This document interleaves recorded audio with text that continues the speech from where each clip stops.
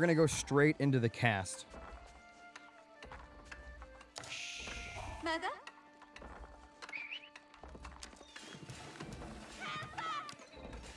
All right. Ladies and gentlemen, on the left-hand side, in the blue, we have Flame Daddy, aka Flame Body, playing as the Ubits.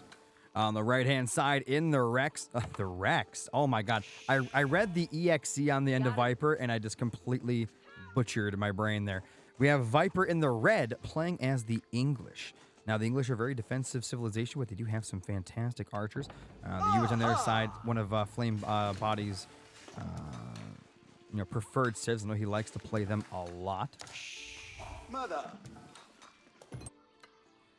This map, obviously, I think this is Hideout. It's a very defensive map for the most part. Sometimes you get generations where, map generations where you're pretty closed in. Sometimes you're even further in. You have even more of an enclosure with the trees, making it, a hideout. But this one's not as closed in. I think this is one of the least defensive generations that I've seen. I mean, look at this. The gold is all the way out here. It's not protected by anything. We do have a very fast Vanguard Man-at-Arms out here from Viper. Something I don't see very often. I mean, we know the English can get out a early Man-at-Arms, but very rarely do we actually see them get built here. I actually really like this from Viper. I like this early aggression. Definitely very interesting. By the way, again, guys, in case you're unaware, this is the finals of the Age of Empires 4 tournament here that we throw over on Xbox. Every 2 weeks, we have an Age of Empires 4 or Age of Empires 2 tournament. We tend to swap them back and forth. This tournament, it was supposed to be the semifinals and finals for the most part are done in 1 day or 2 days on the weekend. I had to push it because of a Halo Wars 2 tournament that I had to do that was scheduled before. Unfortunately, I got sick, and then the Halo Wars 2 tournament overlapped with this one. So this tournament was kind of thrown out of whack. It was not, I want everyone to understand, Control C, Control F, Control C, dude. Oh, dude, David, oh my god. Dude, are you kidding me? And what's the control that do? What's that? That just switches the player. Bro, oh my, I love you, man. Give me a second. Give me a quick second. Oh my god. Oh, dude, you are the GOAT, sir. Look at that. And I can't... So here's the thing, David. I can't wait to show you. Unfortunately, we did obviously miss your semifinal. That's my fault, again. However, wait till you see the VOD that I put up on YouTube with your game in it. Just wait. It's going to be some next level stuff, man. I promise. I do want to actually really quick add this to my foot pedal. I know you guys have no idea what I'm talking about. But I have a foot pedal that allows me to put hotkeys on it. That way I don't take my fingers off the mouse and stuff to cast. Something that would be great is if I could actually cast with my controller on PC, but no cigar. But thank you so much again to David for that. That is... David, seriously, you have no idea how helpful that is. You have no idea. So which one is this? Control C does the lock cam. Oh, that's beautiful. Let me add that to this. Okay, we'll make that Control C. And we'll see if that works. It worked. Oh yeah. Just like that, I can use my foot pedal to automatically lock onto somebody's camera. Dude, David, thank you so much, man. You are the GOAT. Thank you, thank you, thank you. And then I can only have one more thing to my foot pedal. Let me see what's more important, Control F or Control Fog of War. But yeah, but for the Fog of War, you need that. That way you can switch between the players like this. You can switch between what they can see. Actually, that doesn't actually switch the players, does it? Wait, Fling is blue. Now Viper's blue. Ah, no, I understand what's going on now. Okay. Yo, what's going on, buddy? Thank you so much for the sub. Now, David, do you know how to switch players' point of view without switching their color? Or is that not possible? That would be the one. I mean, that'd be the ticket, man.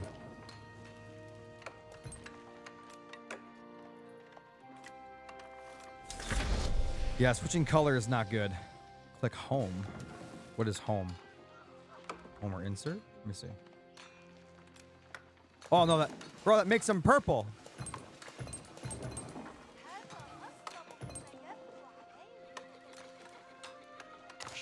Oh, what now? So you're saying if I do this now? Okay, let me try. Oh, dude. Dude, David. You, sir, are zigot. Unfortunately, the players aren't red and blue, which is what I like, but I guess this is, is there any way to make them red and blue, David? I mean, it's fine. I mean, I guess we can deal with the purple and yellow, but it is, interesting here. Anyway, so if I click that now, it automatically unlocks. That relocks. This goes cinematic, which is beautiful. Sorry, guys, for the weird first game. I do want to get this down. This is great. This is great stuff for the future of casting for me here. And then Fog of War is obviously Control F. F is for fog. You put red, blue, it will swap and swap. That's what I'm saying. So there, is this the Viper, the Pro AoE player? No, this is a Viper on Xbox. This is an Xbox Viper, not the same PC Viper. But that'd be pretty interesting, wouldn't it, though, Bunny? Could you imagine? Yeah. So, David, there's no way to change purple and yellow. That is their unique color. There's no way to make those colors red and blue. I assume there's no way to do that. I mean, so no matter what, it's purple and yellow. That's interesting. I have to really get used to that. If so. Not a big deal, but what if I click team-based? Oh, wait. We might have done something here. We might have done something. No, leave as purple, yellow. Oh, hold on. This might have worked. It didn't work. I'm bad. Wait, hold on. Home. No. Wait. No, that didn't work. Shit. No, you're right. I can't do it. Well, that's unfortunate. It's fine. I guess I'll have to like change. Well, the reason I'm saying that, David, is because a lot of the stuff, a lot of my graphics and a lot of things like that, they're based off of red and blue. So I guess for Age of Empires 4, I'm going to have to adjust a lot of things to make yellow and purple. You know what I'm saying? You know what I mean? Well, if we just do a lot of adjustment. That's fine, though. It's not a big deal at all. Just means I got more work ahead of me. No what? What do you mean, no? Anyway, we'll get off that follow cam. I do want to add the one thing to the thing. They are yellow and pearl because it's their color. Oh, shit. Might change next game. So I'm screwed, is what you're telling me, David. Wait, is there a colorblind mode in this? Wait. Usually that can fix stuff like this. Color filters. No. There's no colorblind settings. Damn. Because if you have a colorblind settings, you can actually usually adjust those things. Yeah, so I just can't adjust to no color things, David. Interesting. I wonder how other tournament organizers, like the big ones. Yeah, that perspective thing's because I really like doing the changing and all that. So say I wanted to swap players right now. The only way for me to swap to the other person's point of view, I would have to make sure it's on the whatever their colors are. Otherwise, it swaps their colors, which causes a whole different issue. But yeah, that's fine. I'm going to add the last thing here to the little foot pedal that I got going on. And then we'll continue the cast directly. Sorry, guys, again. But this was really, really cool stuff. Really good information. Gonna show player color. That's fine. Let me just add one. What should my third one be? I guess.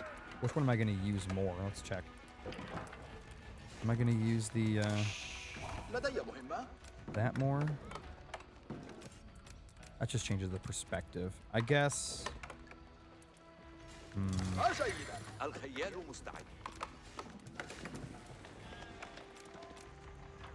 if I click...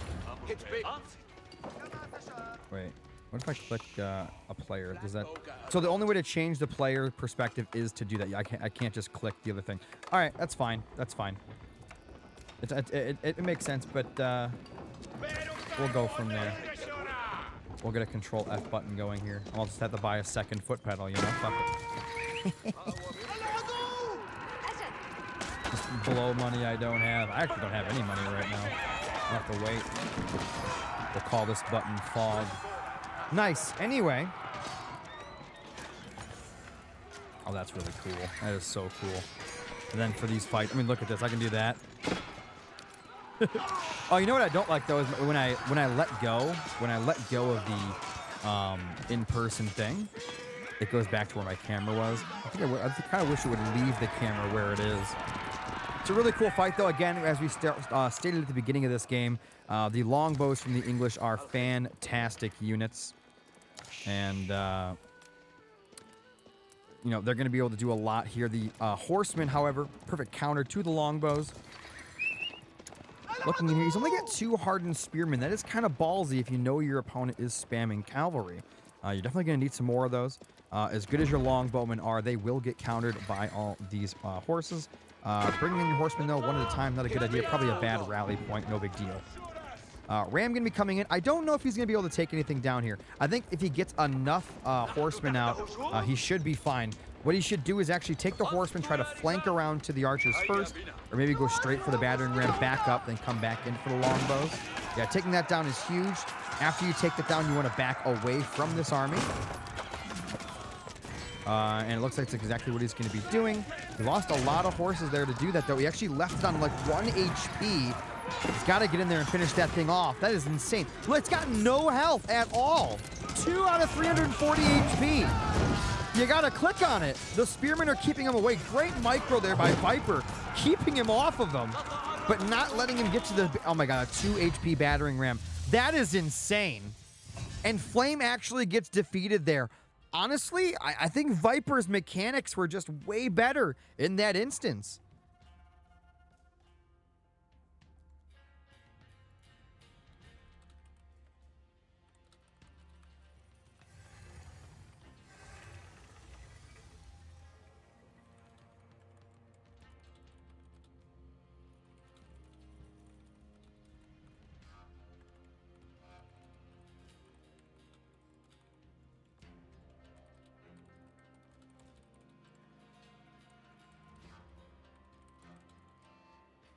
Don't worry about that. You guys aren't getting any spoilers. That's my history. That's not the player's history. So, 1 second.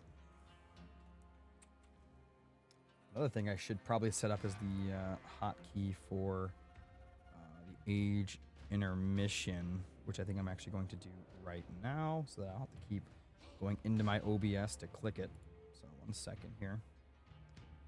Go to Excel, copy, paste. Call this, what is this, age intermission? Let's see what happens when I click that. Oh, beautiful. You haven't played in 3 years? It hasn't been 3 years, Supersonic. What are you talking about? It's been a year. This game's only been out a year.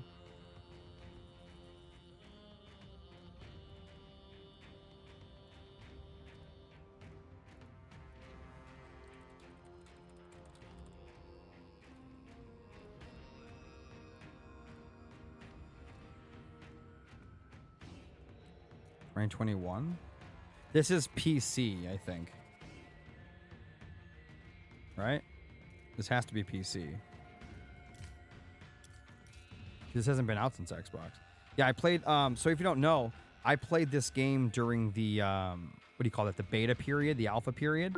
And I ended up using a strategy with the Mongols where you pick up your MCV and move it, and you use your MCV as basically an attack vehicle.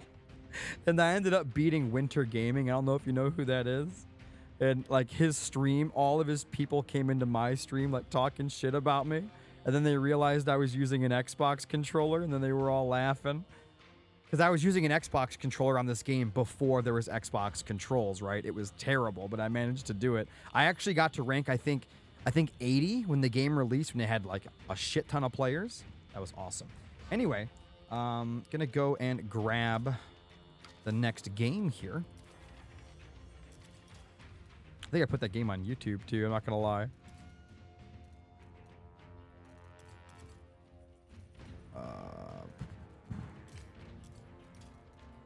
Wait, why are these game modes stand? Oh, it's custom. Okay.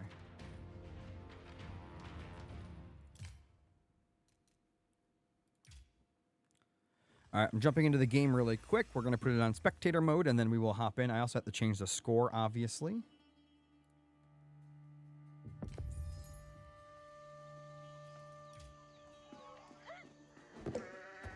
Oh, they've got red versus. See, this is the okay. So, David, I'm going to show you my problem with the players picking their own colors. Are you ready? I'll show you right now. Hold on. I'm going to show you. This is the problem. As a spectator, caster, whatever. I'll show you right now. Hold on.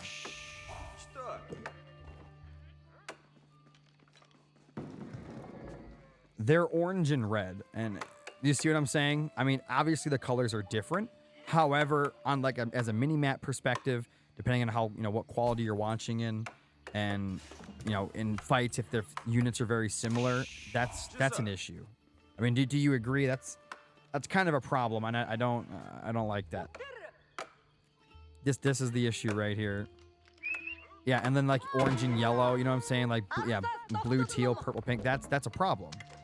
And I wish the players would at least acknowledge. I mean, obviously they don't know because we're only just today figuring out that we're watching through individual players. So maybe in the future we can tell them to please pick certain colors or something like that, David. I'll probably do that, at least for the finals. Maybe I'll beg them on my knees, please pick red and blue or pick the same color each time. Real quick though, anyway, let me make sure the score is correct. It is. We got the score up top there. On the left-hand side in the red, we have Flame Daddy, aka Flame Body, playing as the Rus. On the right-hand side, we do have Viper playing as the Mongol. So two Civs. I'd say Mongols are a little bit more aggressive than the Rus, but the Rus have the ability to be aggressive while being protected at home because of that Kremlin thingy they get at the start, a little defensive landmark. And we'll see what happens here, though. From what we know, and I think most people that have played against him might agree with this. I've been told, and I have seen as well, that you don't fight Flame Body on the water. Right? You just don't do it. Apparently, Flame on the water is one of the most dangerous things in the history of RTS. Like, any player, any game, this is what he is known for, the water. And I think he's got, like, in our tournaments, like a 90 or 95% win rate on maps with water, and especially maps where it's conflicting water, where you and your opponent are sharing. Rus on water is strongest. I agree, man. I'm pretty sure these are the ones that these can be converted later. So like you can have a bunch of fishing ships and then convert them to warships, and then obviously your opponent is going to have a problem. Something really cool we can do really quick is I hit the foot pedal and boom, we're now watching through the other point of view here. So we're actually seeing Flame Daddy. I don't like calling him that. This feels dirty. He's looking around. He's taking a scout. And he's actually looking for some game, deer and stuff to actually kill to get that little Rus bonus. Foot pedal equals hacker. Exactly. It's so I don't have to take my hand off the mouse scope. It's actually very, very nice.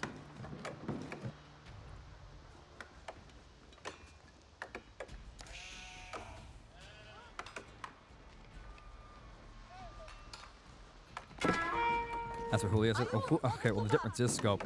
When we say Julio has a foot pedal, we're not actually talking about a foot pedal.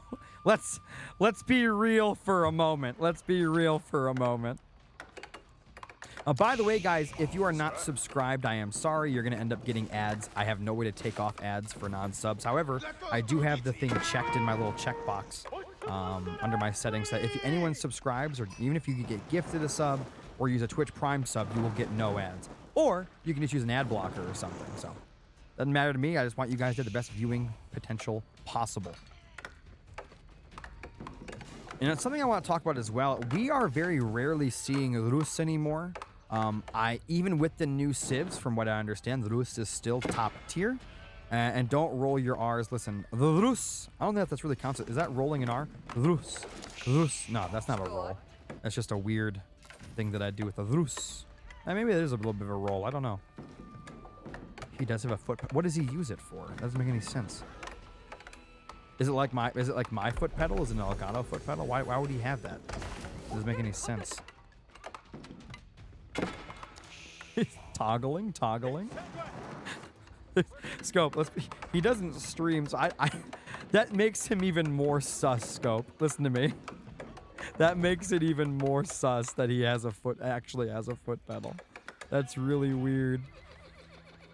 All right, so we do, of course, have the Con out here. Con's a great unit. It gives buffs to your nearby units, either speed, attack, whatever you use. You have the option to go for maneuver arrow. You have the attack speed arrow, defensive arrow. You got all kinds of cool stuff that gives buffs to your nearby units. Shoot, you missed first match. Don't worry about it, man. This is a best of 7. You got plenty of time. Make sure you go get yourself something to eat, something to drink, sit back, and relax.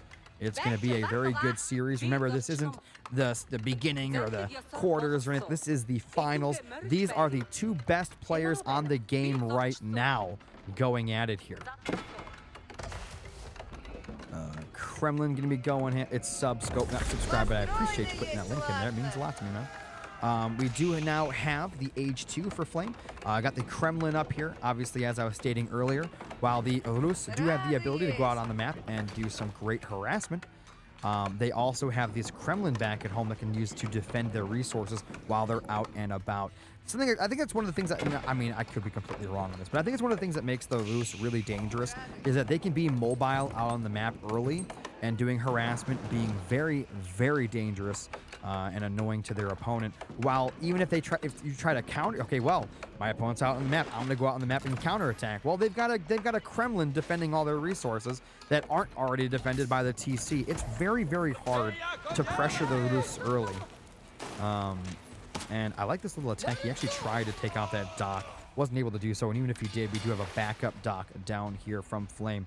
Now, as we see, he does have quite a few units out on the field here. Right now, he's got 2. His opponent has 4 for military. We do have the Deerstones up and running, and we do have a wall up here as well for Flame, who is playing pretty defensive at the moment. He, of course, does have all these fishing ships. His economy is going to supersede Vipers very quickly. And we've seen this before. Some players have decided not to go for the water. Very rarely, though, does the player that doesn't get water win the game. And that's true for Age of Empires 2 and Age of Empires 4. I truly wish that wasn't the case. I wish that there was a better way to punish water players if you don't want to go water, especially on maps that are contested like this, where you have to fight in the water to get your fish. I know some maps, obviously, there's water on your side, water on your opponents. They don't connect. That's a whole different thing. But on a map like this, the option to not go water should definitely be more viable than it is. Now, I'm not saying a Viper can't win because he didn't get it. I just think that, I mean, okay, well, I'm not even going to say that. It's not that I think. I mean, statistically, it shows he's at a disadvantage and he is more likely to lose because he's not getting the fish, because fish are just simply that good.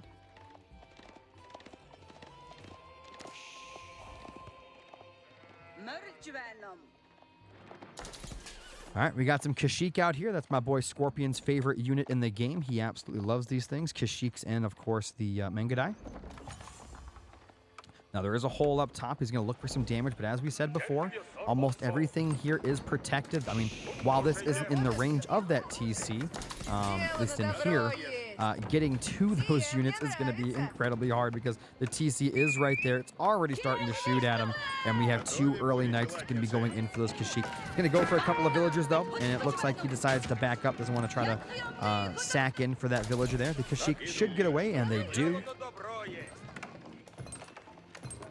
And we're now at 43 workers to 30. Remember, 43 of those workers. A few of those do count for the ships. The fishing ships do count as villagers / workers, whatever you want to call that number.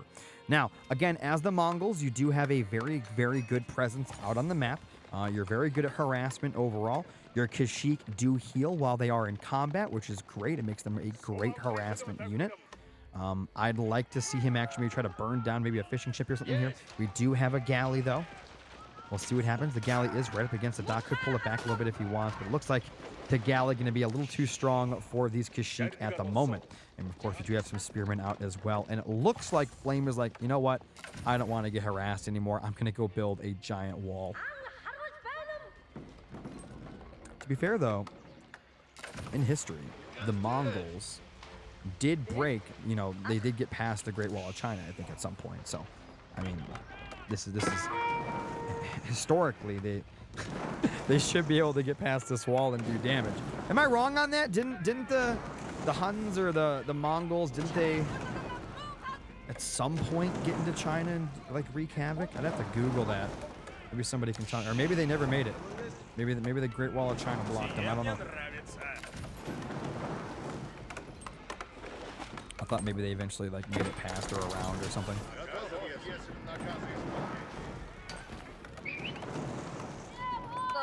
All right, continue to get some great harassment in here. The score is 1,200 to 1,700. Flames just constantly going up. We do have an attack here, counterattack from Flame going straight out to fight this Kashyyyk. We do have seven knights out right now, and that's going to be a problem. Viper, oh, look at this. He's got Spearmen ready. I like that a lot, but it looks like Flame was controlling his units very well, and he did not run into those Spearmen, which is going to allow him to return home, heal up that gate, and continue to defend here.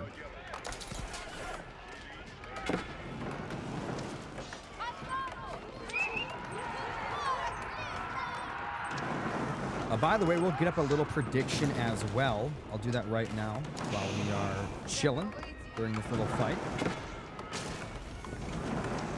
Oh. Wrong button there.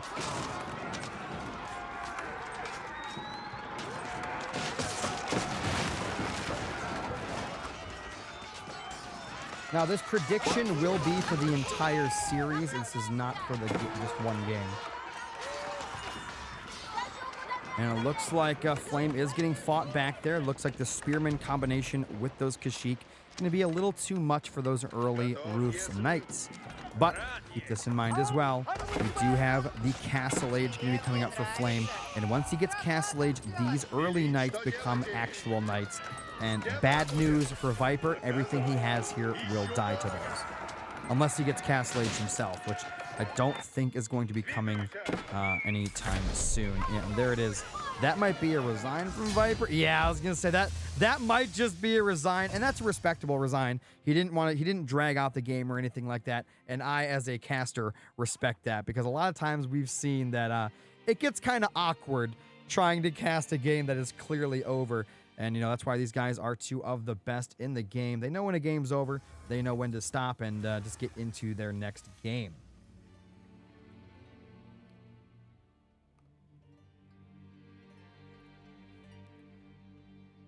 All right, so we're in between games yet again. I'm going to give it a minute here, and then we're going to start on our next one.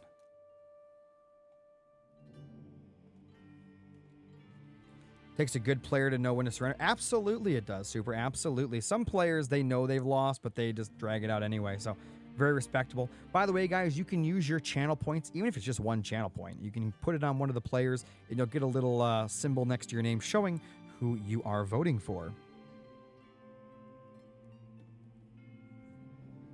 And the points, they're not like a money thing. It's just an in-game, in-Twitch currency thing that you get just by simply watching.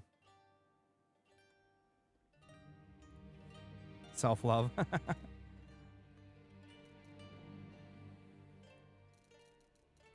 Viper, no spoilers, man. Remember, please, please, please, no spoilers.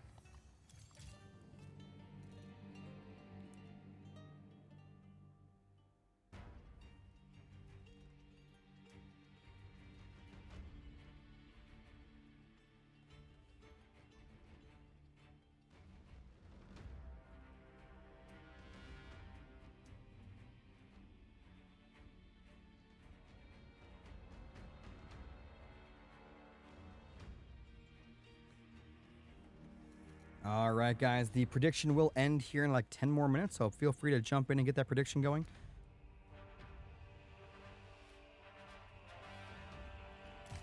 And like, so we're going to hop into game 3.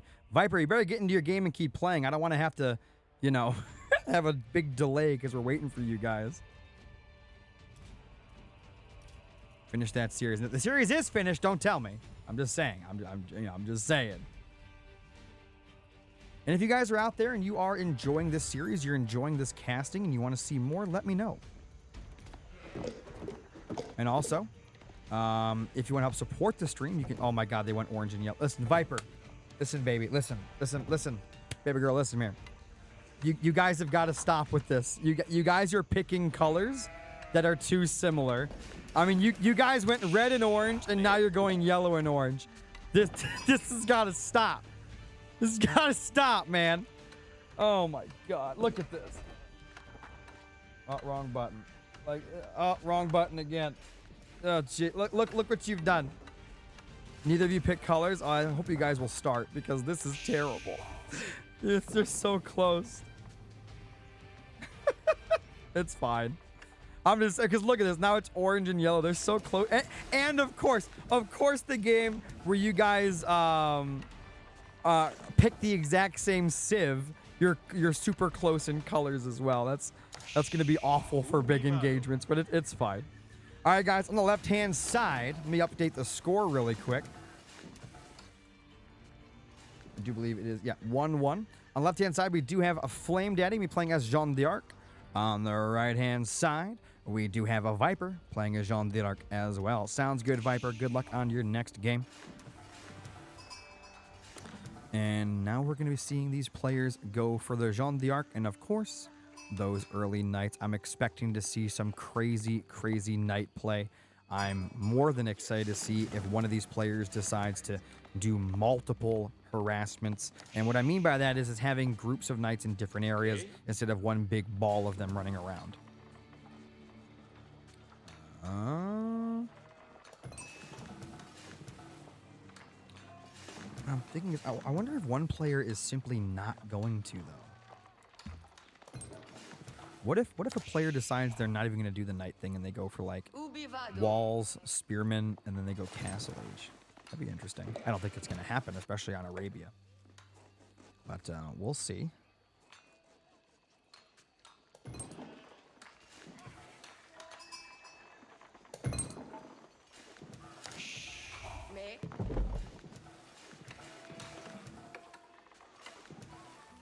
All right.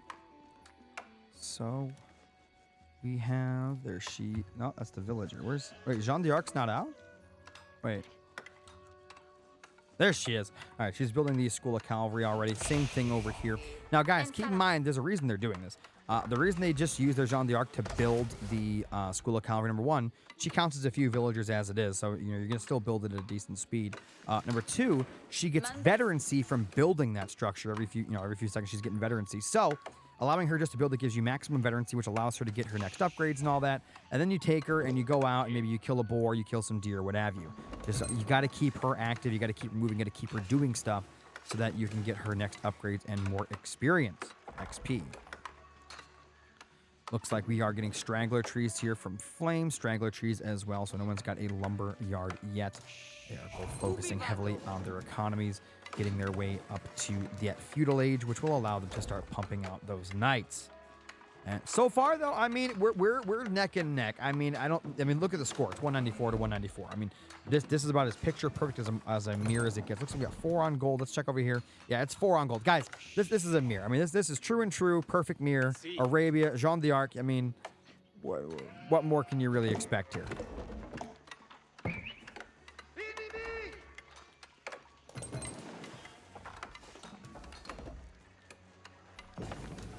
Now, I am curious to see who will get some villager kills early on and who will not. Take a look through the players' perspectives here. And of course, we have the Fog of War. He's got most of the map uncovered. It's pronounced Jeanne d'Arc. Is that so, Beaver? Is that so?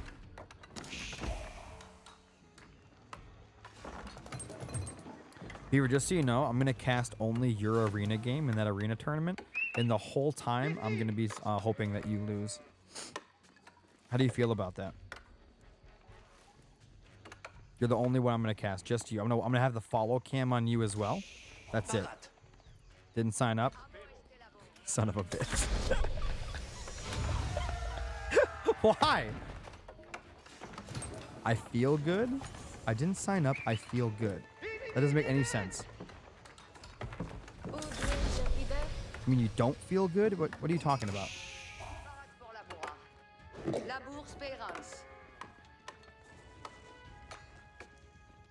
All right, score starting to fluctuate. Flame is ahead a little bit. Oh, I said, how do you feel about that? And you said you feel good. I understand now. It makes sense. I thought you were saying you didn't sign up because you feel good or don't feel good. But now I get it. I get what's going on now. Yeah, so it looks like Flame going to wall up. This is very typical of him, though. We've seen him wall up in most of his games, especially the high-level games against the better players. He does tend to play very defensive. And look at this, as we suspected.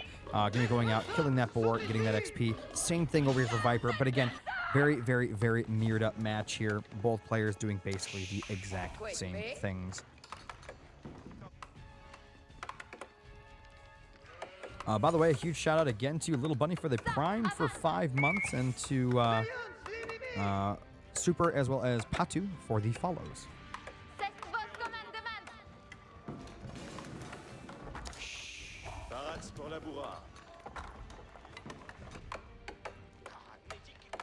All right, early Knight's going to be heading out onto the field. We got the scout up ahead as well. Jean d'Arc is here to defend, so obviously Viper will have to be very careful not to run into Jean d'Arc as well as that TC. That'd be pretty bad. We do have... Oh, look at this. So what we're seeing here, guys, is Flame Body's out on the map. He's going to be going after anything he can in order to stop that Jean d'Arc from getting XP. All in on Flames? Hell yeah.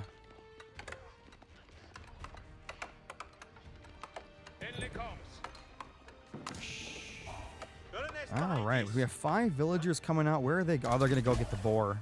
I would assume they're going to go clean up that boar. Right now, it's 5 military to 5 military. We do have a knight coming in from Viper, taking out that villager. So we do have 1 villager kill, the first villager kill of the game. Nicely done by Viper. Do I play ladder? I have not played ladder on this game in a while, Super. Not in a while. I do plan on getting back into it a little bit, though. I'm probably going to play a little bit of H2 and a little bit of H4 now that my whole Halo Wars 2 giant tournament I had is over and that stress is off my shoulders. I'm going to be making more content. I also made a separate YouTube channel that I'm going to start uploading Age of Empires stuff to, because I think uploading Halo Wars 2 and Age of Empires stuff to the same channel is kind of hurting the views for everybody. So I'm going to start separating that content. I'm going to start making more Age of Empires content, more Halo Wars 2 content, more everything.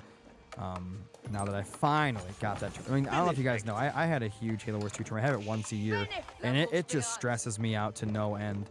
I mean, it was a double elimination tournament, 55 signups, $1,000.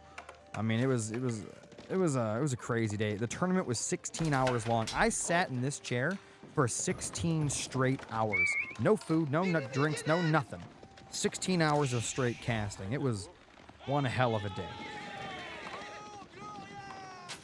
Why is there pink trees? I don't know.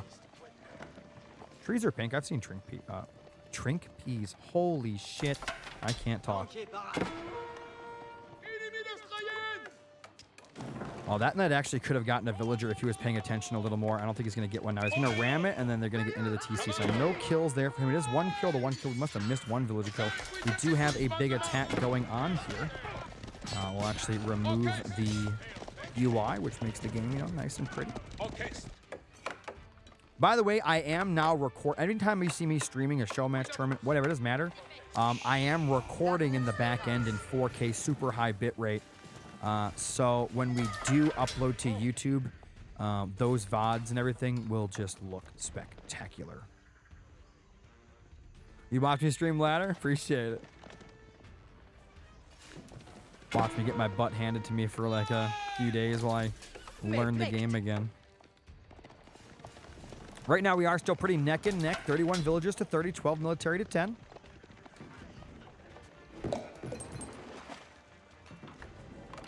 And it looks like Flame wants to finish up that wall in the back. Doesn't want to keep getting hit back there, which is understandable. I'd actually bring this army down here just to protect the villager while it remakes that wall. Back on the other side, we do have that 1 knight looking for some more kills. Not going to find any, though. That tower actually almost taking out that knight.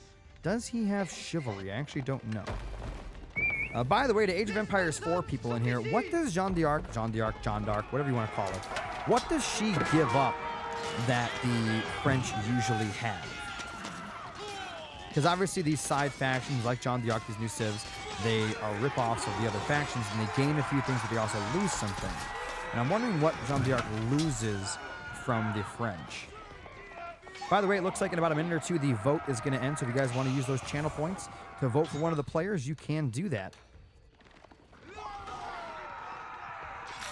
Oh, and just like that, Viper's Jean d'Arc has gone down.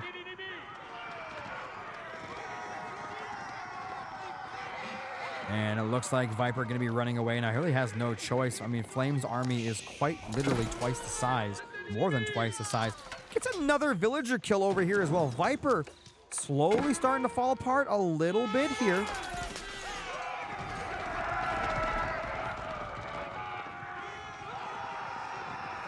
And he's just chasing him all the way back. I wonder if Flame's just going to continue straight through. We do have quite a few spearmen here at the ready in the back.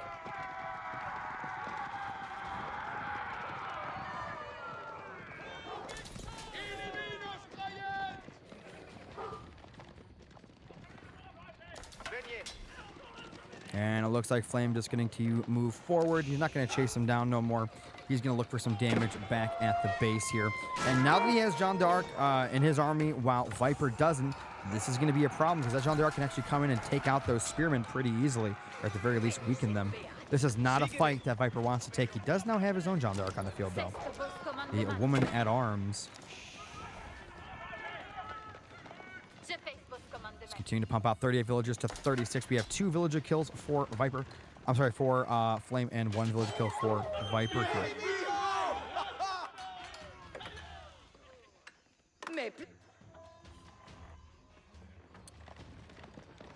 All right.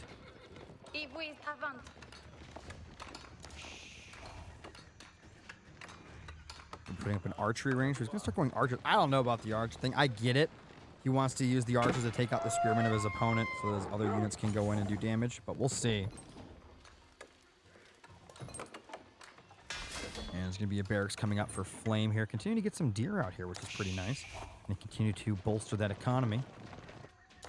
Yeah, I love how he's got this knight down here. Going to be using that to come in for some harassment here.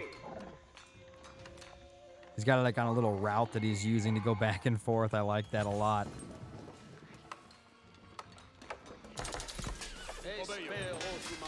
And he's just double pumping those knights right now, getting a bigger and bigger army. 24 military population to 15. I would definitely say Viper is in danger, but you never know what'll happen here. All it takes is one bad engagement to make a swing at this point.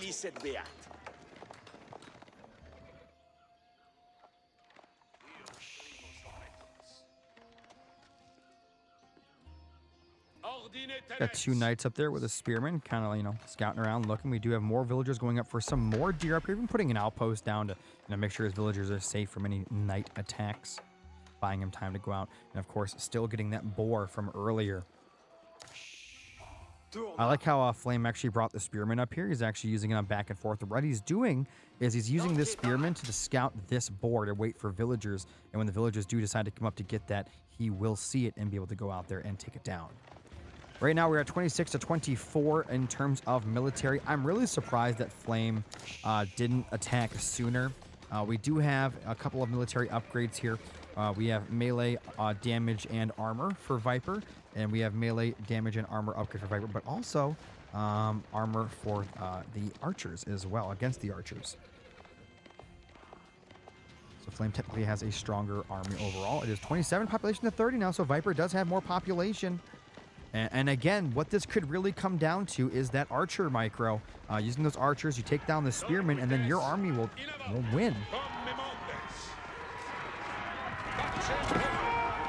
It's a pretty game, isn't it? I wish the colors were a little different. Gotta be safe here. Village is gonna hop into that outpost, as they should.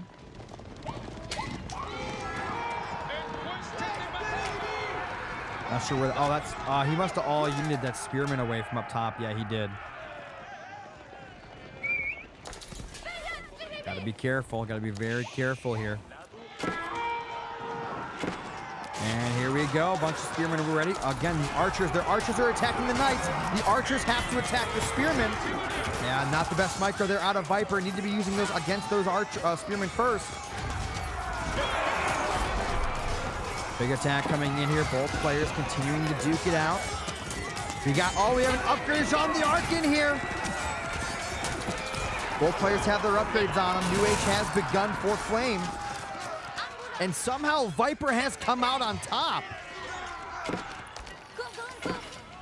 And Flame is going to be forced back to retreat at the moment. He is Castle Age. He is going to get the upgrade to the Veteran Knights here.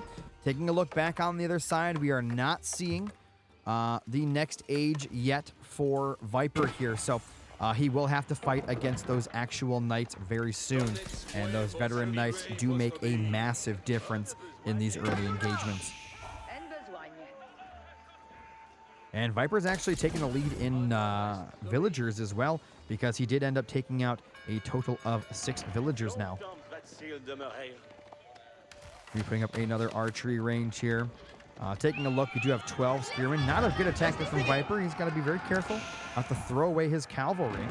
And we're actually going to be seeing a fight immediately after. I'm surprised that Flame took that. I think he should have waited. Nice little splash attack there using the ability from Jean d'Arc.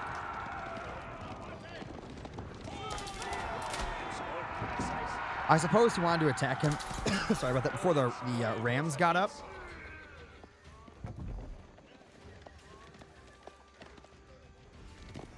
But I am fearing for him here. I mean, we're talking more than double the population for Viper. Keep in mind, though, I mean, Flame does have the better knights. However, I don't know if that's going to be enough. Something that might be good here, because he's not as heavily invested into cavalry, is maybe going for some mangonels.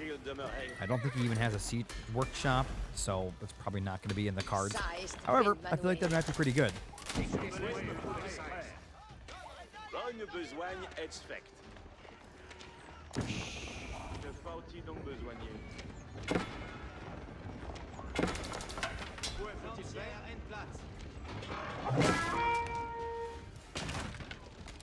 Alright, Rams have begun to do some damage here. Viper just chilling in the back. Just waiting, just daring Flame to come out of his little cubby hole here. Daring him to do so.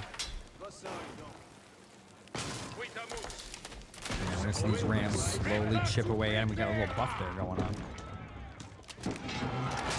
Yeah, it looks like he has decided to push forward. Viper going to come in and attack as well. Looks like Flame wants to back up to the safety of his TC.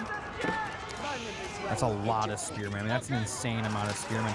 I do not like this fight for Flame at all. This is a terrible fight. I don't think he realizes how bad of a fight this is for him. And he has lost everything.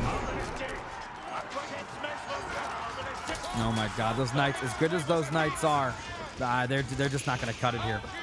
Those crossbows did manage to actually hold him back for the moment. And Jean d'Arc has returned to the battlefield here for Flame. Definitely a good investment. Takes down the Ram. These knights are going to get heals off. Great job there as well.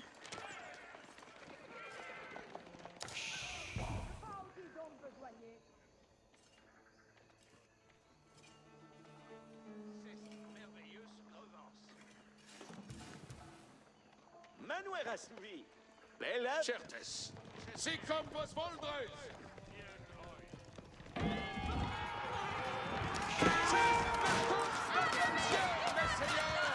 Je prie vos obéir.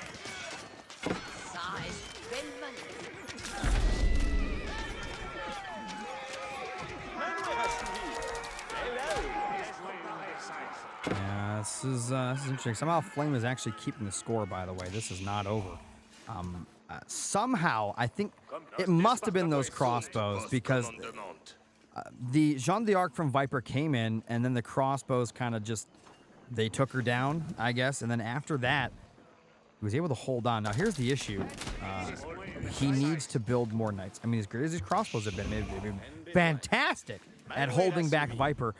He needs some cavalry to actually take these battering rams down. If he doesn't have any, he's gonna die. He does have a man-at-arms here, maybe a couple man-at-arms, but I do believe a few knights might not be the worst idea. And we do have the Gamesters coming in, doing the Arbaletiers, a little bit more armor, 5 more armor, in fact.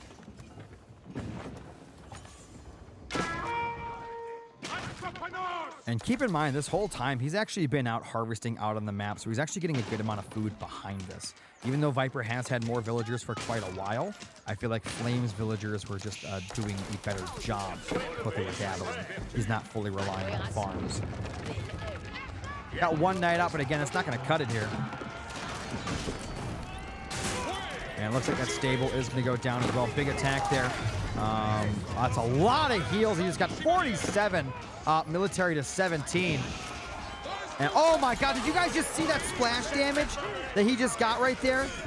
Viper with a huge splash hit. That was beautiful. There's too many archers. I mean, look at this. I mean, I said it before he was dead, but he survived, so maybe I'm wrong. But TC's only got 4 villagers. I think there was 15 in there. This TC would be doing way more damage. Unfortunately, not actually seeing that. Probably could have brought a bunch of villagers back that whole time. Having 15 villagers in there doing damage could have been huge. Gonna do a splash damage attack right there. Not going to be enough, though. And I think we may be seeing a resign here. It's funny because the scores are still so close. The problem is Flamme he just doesn't have the units. The military prowess of Viper seems to be a little bit too much. Look at the steady stream of yellow heading across the map as well.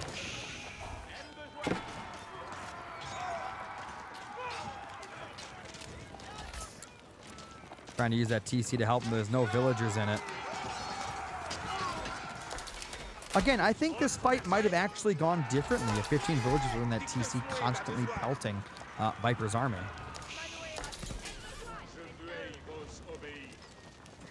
And it looks like Viper backing out again, rebuilding some rams.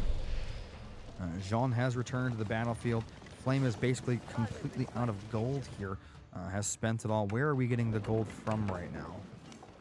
That gold has been completely taken down. And it looks like he's really getting the gold over here on the right. That could get harassed, though, by Viper if he knew about it, if he was paying attention about that. 12 military to almost 50. I just don't see it. I don't see it from Flamme here. Keep in mind, Flamme has been castellated, so his units have technically been better. And I am of the opinion, you know, quality over quantity.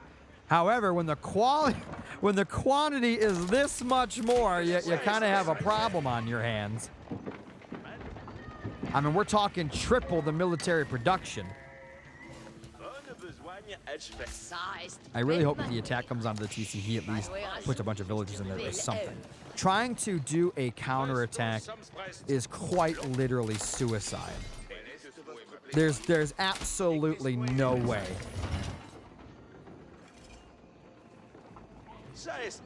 Got another upgrade there. I just don't know if it's going to matter. Did he cancel it or did he get it? I actually kind of missed that there. He's looking for something, but I think he might just... Again, I've said it 3 times already. And I think I was right each time. It's just Viper was playing it safe. But this could be the end. Backing up his army. This TC is in some serious trouble. It's his only TC. Knights are looking for some damage, but I mean, he's going to die at home. He brings the villagers to heal up here. Big heal there from Viper. Nice splash onto those archers. Not going to cut it, though. TC going down rapidly. I mean, don't get me wrong. Those crossbows have done a fantastic job. It's just not enough. And the Knights got some villager kills. Probably would have been nice to have those back at home, but yeah, it's very yellow in the main of Flamme.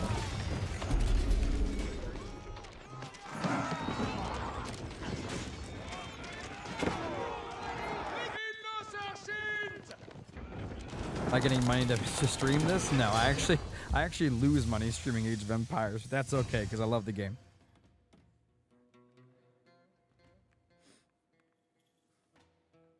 Not so much as streaming it, but hosting it. All right, so it looks like, as we saw earlier, I mean, Viper does end up winning here.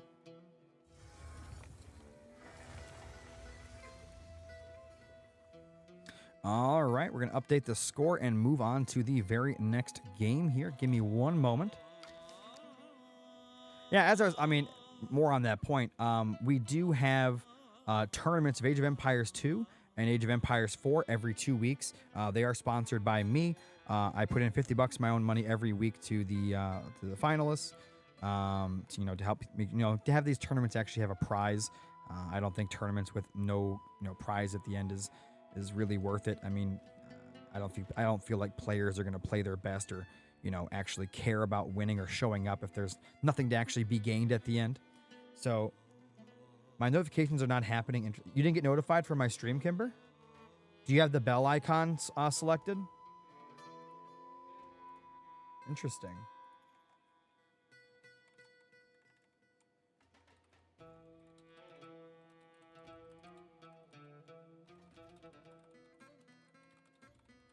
you have that little bell icon selected, Kimber, to make sure you get notifications?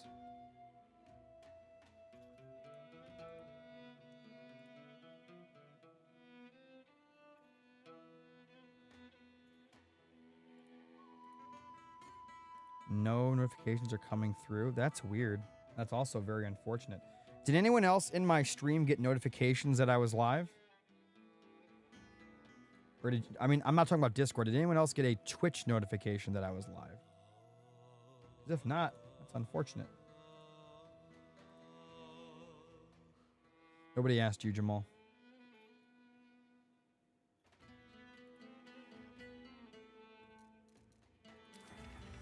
Nope. Like, what the hell?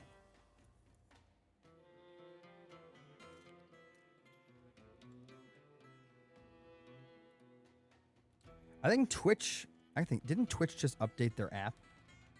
That's probably got something to do with it. 3 stream streak, let's go.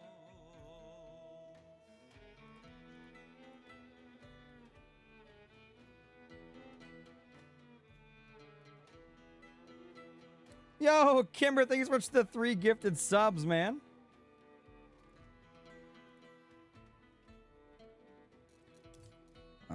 We're grabbing the next game. Back on what I was saying earlier, though, if you guys are out there and you want to help support these, streams, tournaments, or just the stream in general, whatever you want to do, you can do so using the link in the chat called !sub or !donate. Those links will be out there. Donations obviously are the best help because Twitch doesn't take a cut of those and actually can put those directly towards the stream or prize pools or what have you, and it will help out a lot. Even if it's just $1, guys, it does go a long, long way.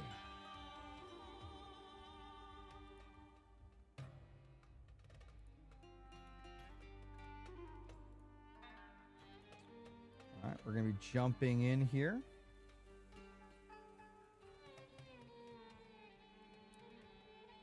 You know what I just realized, Kimber? I didn't get a notification on my phone saying that I went live either, like my dashboard notification. That's interesting.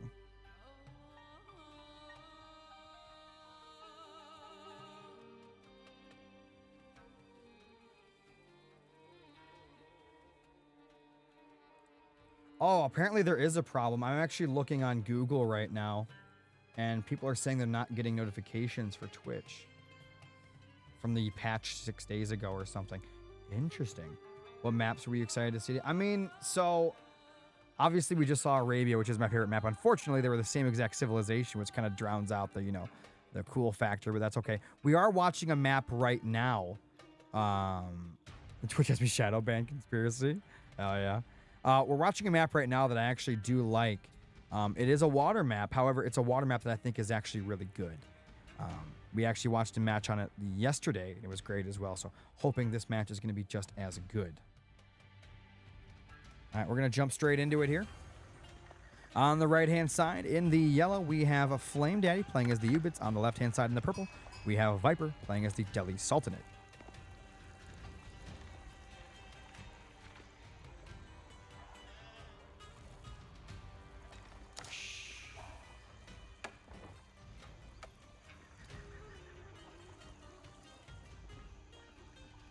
Our VODs on? They will be, Void. They will be.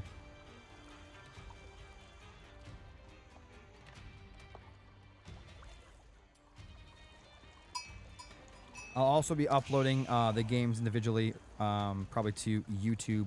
I'll be making I have a new YouTube channel that's in the works. I'll be doing just for Age of Empires content. So I'm going to start separating my Age of Empires from my Halo Wars content, simply because I think it's better for everybody, because I don't really know. I know a lot of Age of Empires people don't care about Halo Wars, and a lot of Halo Wars people don't care about Age of Empires, and I think that it's kind of hurting the channel, so I figured splitting it might be the best. Huge shout out to Kimber for the 3 gifted subs. I really appreciate that. And for his Prime for 6 months in a row, 21 months total.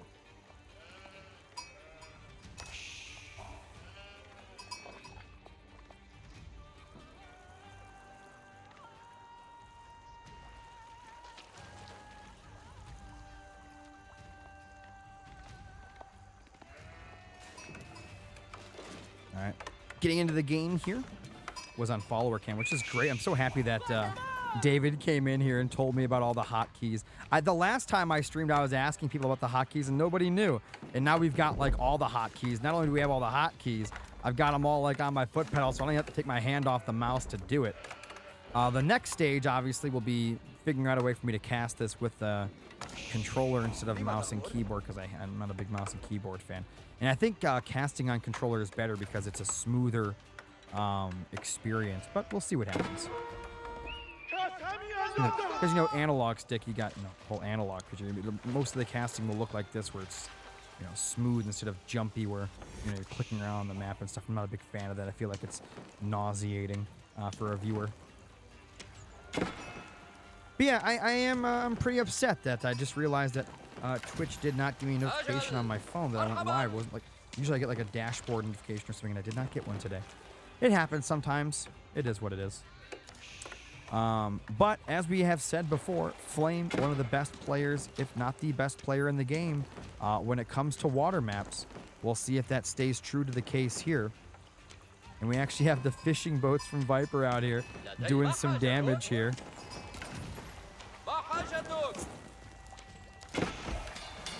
Auto heal fishing ships? Not quite. It's the dock. The dock actually repairs.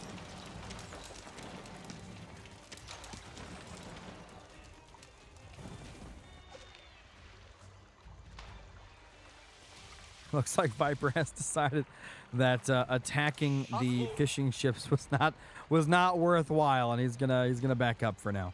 Gonna go back to fishing over on his side.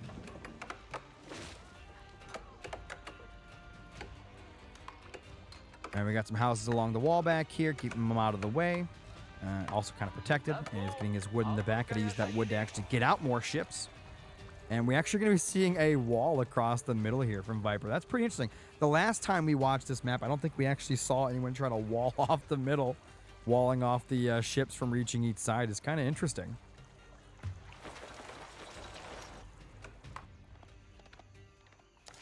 Looks like Flamme is starting to gather quite a bit of sheep.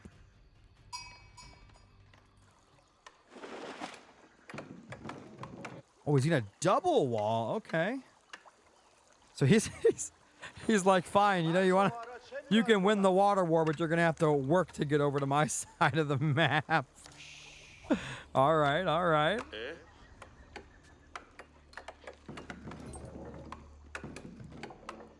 And it looks like Flamme here just gonna continue to get all the wood, you know, do everything he can.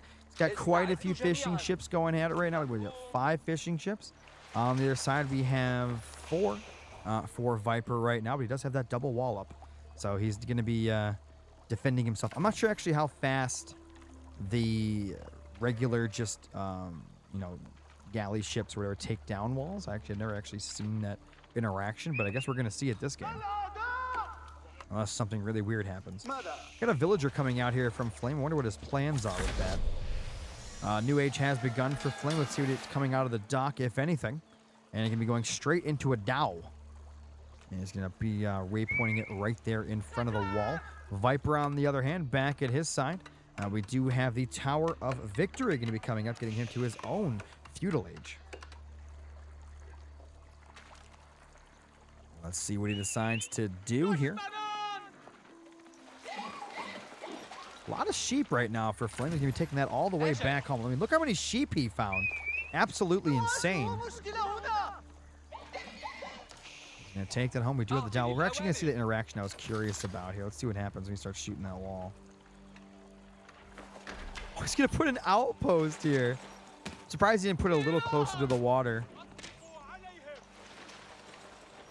A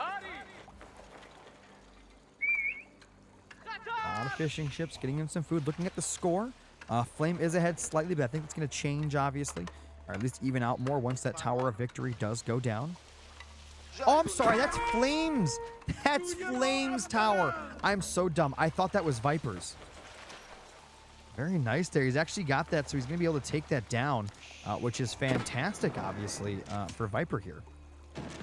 Oh, yes, that's going to take a while to take that down. Villagers coming in. Ship's going to try to take down that villager yet again. He has managed to go up in age, and Viper has taken the lead here in score. And now we do have the efficient production coming in as well.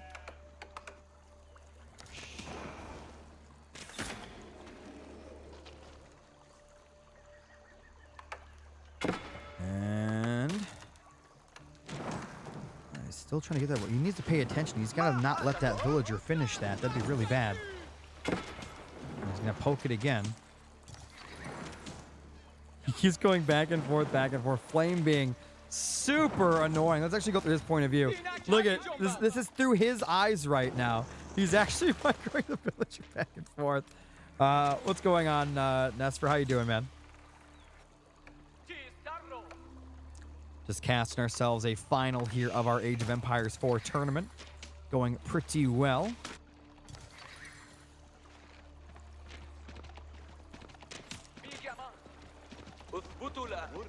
And we got some horsemen now coming out from Flame. Going to start getting some diversity in his army. Going to be using those to help take down that wall. Now the question is, what is Viper going to do here? We do have a Bagla coming in. He needs to get that over here, start attacking these units if he can.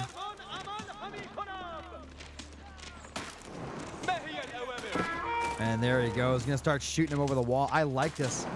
Viper using the walls here, using the range of that Bagla to try to take down these ships and units here. Honestly, I'd be surprised if Viper doesn't bring up a villager to either repair this wall or build a new one or something as well. And here comes the Bagla for him as well. So we got two Baglas about to be going at it here.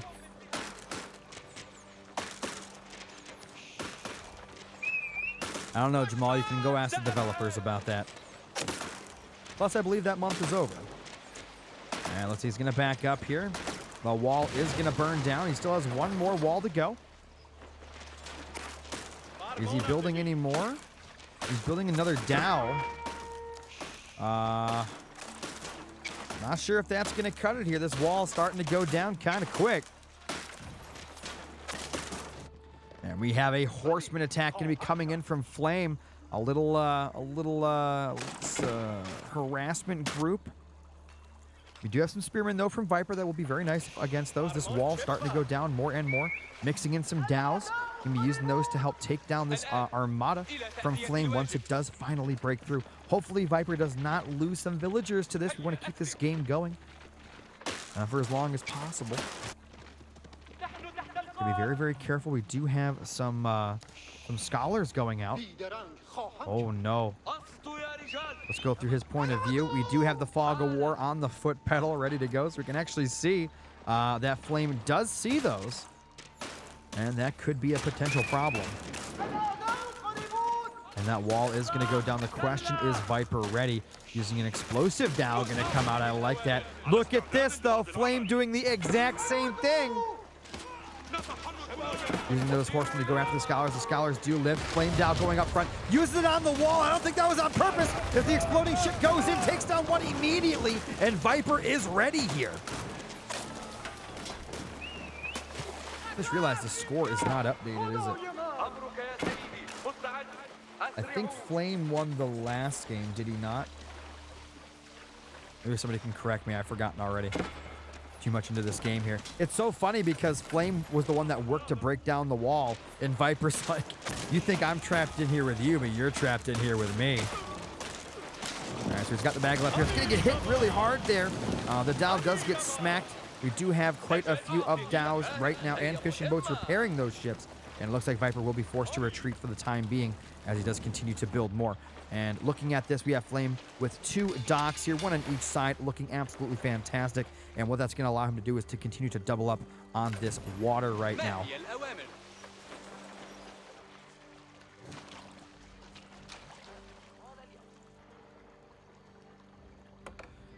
Back at home, villagers going after the trees Just continue to get as much wood as he can. We do have a nice little land army here from Viper. Going to be going out looking for some nice damage. The question is, will he be able to get any as this location is pretty fortified by that TC?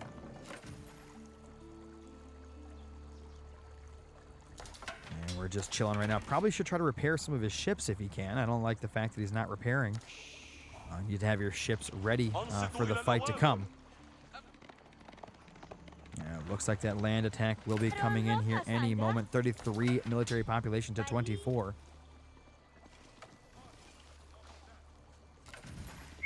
The score is wrong. I will fix it after this game. That is my mistake.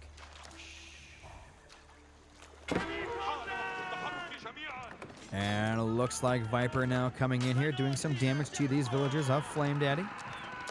Looking for some damage and able to get in. We have a huge attack coming up in the water here with the explosive Dow right up front. Takes it down, though. Very nicely done. The one Bagla not able to attack for Viper as other ships are in the way. Taking them down, though, one at a time here. We have a huge naval battle. And it looks like Viper is winning. It looks like he is forcing Flame to retreat here. The king of the water being slightly dethroned here, being forced back. He does have an explosive Dow in the waiting with another Bagla. This could be enough to change the tide, quite literally. Explosive Bagla getting ready to come in. He's going to shoot it down. Nice damage there, getting that in. And it looks like we do have a double dock here. And he's trying to build docks, but the reason of that is it's going to soak up shots from the arrows, number 2. And he keeps building docks, he'll have ways to heal as he goes along. Using those fishing ships to heal as he fights is such a pro move here. Absolutely loving it out of Flame Body. And more Dows not coming in. Flame ship going right in. Beautiful connection. Oh my God, Viper with the perfect connection there. It's got to be careful though in this river. These exploding ships are extremely dangerous because your opponent's army is so clumped together. And here we go. We got an exploding Dow going to be going in. It's trying to catch him. Could turn those around to shoot it, but he's not going to do that. He's going to... No! He takes it down. Nicely done.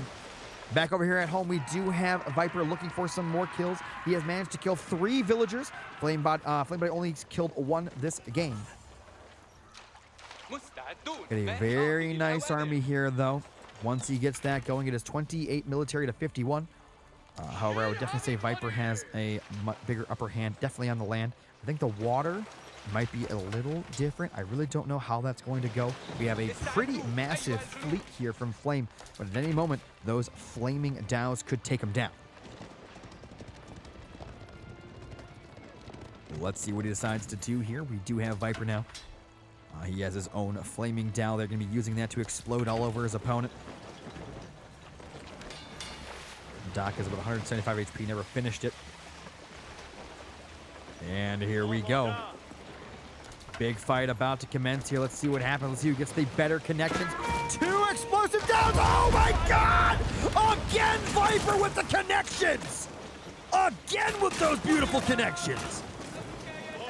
And it looks like Viper smells blood. He's going to start pushing forward, but I got to say, these double docks here from Flame are allowing him to keep on producing. Viper gets better and better damage in, but Flame, he just has the better production, so he just keeps up with it. But eventually, losing these engagements cost for cost, that's going to catch up with Flame. It doesn't matter if he can produce more. Eventually, he won't be able to afford to do so. And here comes some more explosive Dows right in the center. Oh my God! Okay, I want to point out what just happened here. Not only did he just take out the fleet, but let's point out how he did it. He came in and attacked from the north, drawing Flame Body's attention to the right-hand side of the map. And at the same time, he brought in his fleet from the left-hand side. Flame Body was not able to react in time, and he has now lost the water. Beautiful play, beautiful strategy done here by Viper. Absolutely fantastic. Has the king of the water been dethroned here in this match? I'd say so, but the game is still young. It is not over. However, I want to point out, winning the water here on this map is huge, and I'll tell you why. Obviously, having the water when your opponent doesn't is already massive. But because of the way this map is built, when you get the water, I don't want to look away from this really quick, but When you have the water, you can actually use these rivers and right up to here to actually put pressure onto your opponent, basically keeping them in their base. Flame's got a nice little land army here, but of course these ships can actually move forward. And once they do, this is going to be a problem for Flame. And you guys are about to see why the water is so important on this map. He decides to move forward anyway. We get a huge attack here from both players. Flame defending with all the spearmen he has. Those archers, though, from Viper are absolutely fantastic. I would love to see Viper actually use his archers to take down these ones because his spearmen are all going to die to Viper's archers. Nice micro here from Viper indeed. Just absolutely stupendous. Loving to see it right now. And it looks like Viper going to be forced to back off at least for a moment. He's gotten so much damage done. And it looks like Flame is starting to fall back. And here comes those ships, which means Flame will be trapped in his base with nowhere to go. Ships going right up to the front porch of Flame here.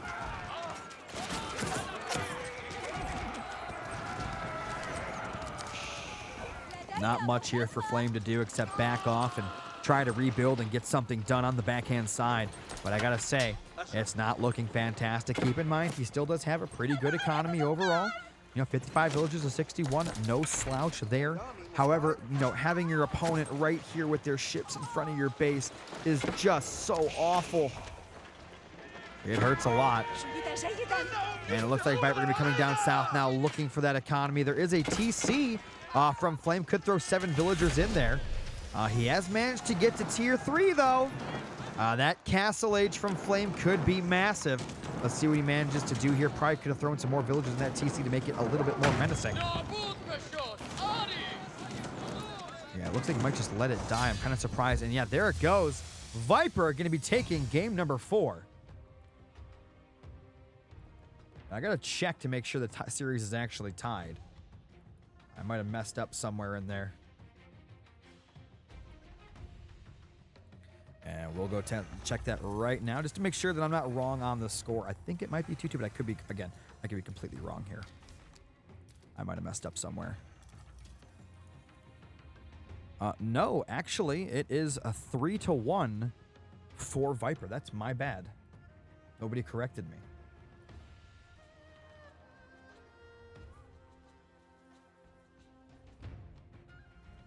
Yeah.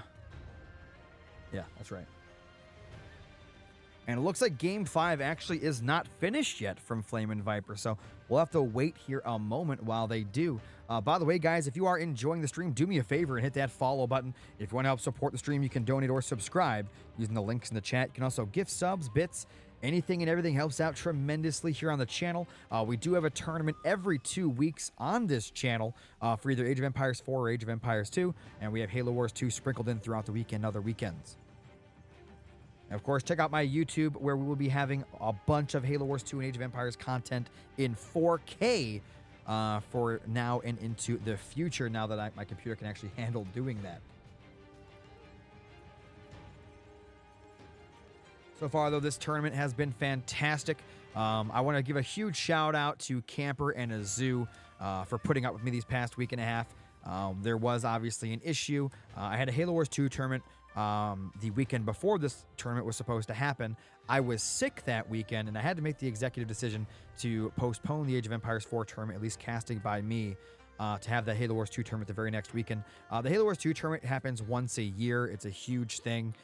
So having that wait an extra 2 weeks would have been horrible, especially for the players and the viewers and the people that donated to help make that tournament happen. So we had to postpone the Age of Empires 4 tournament a little bit, and so it's been a little... scores are swapped. That's my bad.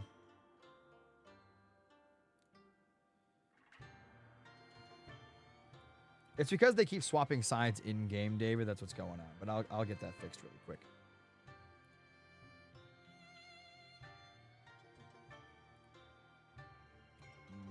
Boom.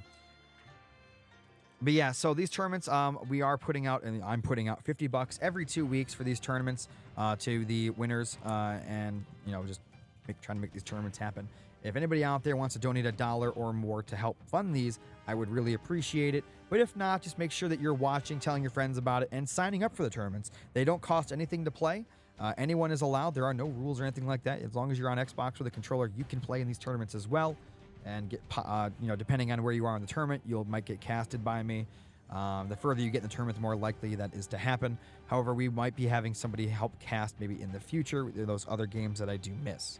Also, because I'm going to be starting to focus more on YouTube, I'll probably start casting more and more of those earlier games as much as I can for YouTube content, even if I don't stream them.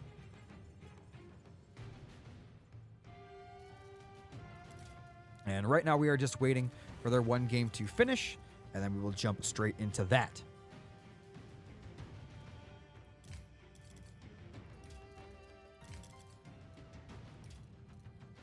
Looks like it's going to be, it was a long game so far anyway.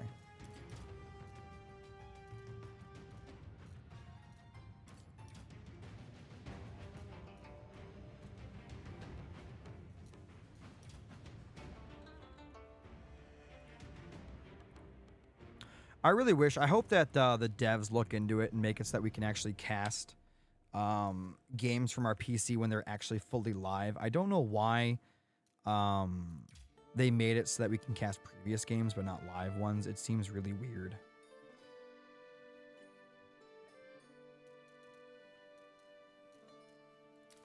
Do I have Viper added? I probably should add him too, just to make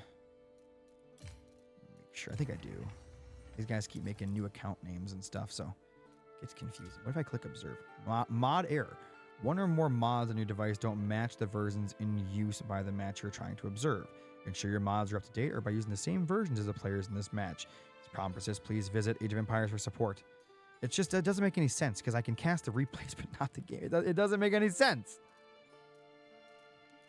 Just doesn't make any sense.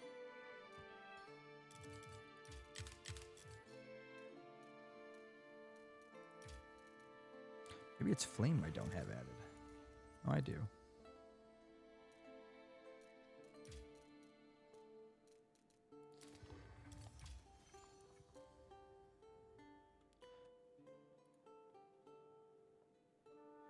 Well, it's because I'm not actually missing a mod, Kimber. That's not the problem. I'm not actually missing a mod. I have the same version as the Xbox version on PC. It's the same version. It's just, for whatever reason, there's probably like, I'm not joking, there's probably like one line of code, just something, some little insignificant thing that is not allowing people to watch Xbox games live on PC. It's going to be something so small that doesn't line up with the Xbox version that it doesn't matter. I guarantee it. Because if we can watch the replays, that means the game itself is the exact same. It's just something super minute that is stopping us from doing it. And I'm sure they could fix it in like a day or less. Probably, get some smart dude there, give him a couple hours in a Red Bull, and I'm sure he could do it. I haven't really heard anything from the devs about this game or Age of Empires 2 in a while. I did see an Age of Empires 2 update where they're finally fixing most of the stuff. That update coincided with the the teaser, I guess you can call it, for the Age of Mythology release. For those that don't know, Age of Mythology Retold will be coming to Xbox and PC together on day one. Now, I don't know if they said crossplay or not or anything like that, but I guess we'll see. If we're going to assume that they're going off Age of Empires 4, I would go on a limb here and say that I would hope it's going to be crossplay, and I'm assuming they're going to allow mouse and keyboard on Xbox still. But something I want to say, this is never going to reach the devs' ears, but they need to focus more on cross input toggles, not cross play toggles. So like with Age of Empires 4 and whatever, Age of 2, whatever, you have a separate thing that allows you to, a toggle that allows you to not play against PC players or not play against Xbox players, right? You know what I mean? But that's irrelevant because you allow mouse and keyboard on Xbox. What you need to do is allow controller support for your PC game, right? So that you can use controller, mouse, and keyboard on PC or controller, mouse, and keyboard on Xbox. And then the only toggle you need is one that says cross input. That's it. Crossplay next anniversary? Well, I hope so, David. I'm just saying, I think the cross input toggle would be fantastic. And just like I think it was Age of Empires 2, you have your full leaderboard, which is everybody, mouse and keyboard, Xbox, mouse and keyboard, controller, Xbox, PC, doesn't matter, right? That's the everyone leaderboard. And then you have your Xbox controller leaderboard, right? And I think that's what they need to do. But they should also add controller support to PC. But if they did that, I think that'd be a much, much better way to go. You have 2 separate leaderboards, one for each input, or not. It's really hard to explain. So you have your Xbox leaderboard, which is only controller, but then you have your second leaderboard, the main leaderboard, I guess you could call it, which allows everything. And I think that'd be the best way to go. But I guess we'll see. Gonna close this, see if they have finished their next game. So far, not though. They are aware this is a best of. I assume they're in a game. Oh yeah, they are in a game because it wouldn't let me. It showed he was in the game and it wouldn't let me click it. I'm an idiot. Imagine having even. Oh, looks like the game just ended, so we can actually jump into that. Imagine having an even observer UI. Oh my God, the UI on console is so bad, David. David, if the UI was just a little less worse, I would be casting this on Xbox Live. And the thing is, I can cast on Xbox Live. It's just not good, man. I mean, it's so bad. The Xbox UI for casting is so bad that I just simply don't want to cast on there. I'd rather wait for the game to be over than cast it on PC because it's awful. It's so awful. Don't worry about it. Some information is missing for this match. What?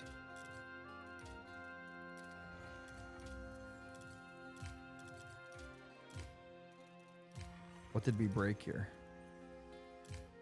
Oh, I can click on his profile and do it, so we'll do that. All right, we're going to be jumping into this next game, guys. Hope you guys have enjoyed thus far. It is 3-1, guys. 3-1 here in the finals. And it looks like so far, Viper is on top. Let's see if we can continue that reign of terror into game number 5.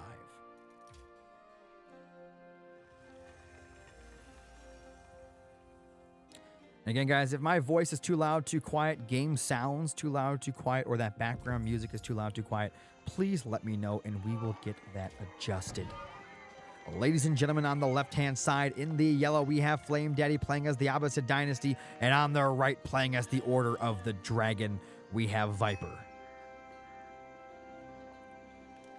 Now, it looks like the scores are actually in the correct spots as well. Perfect. Perfect. It's perfect. Oh, I got a message. Hold on.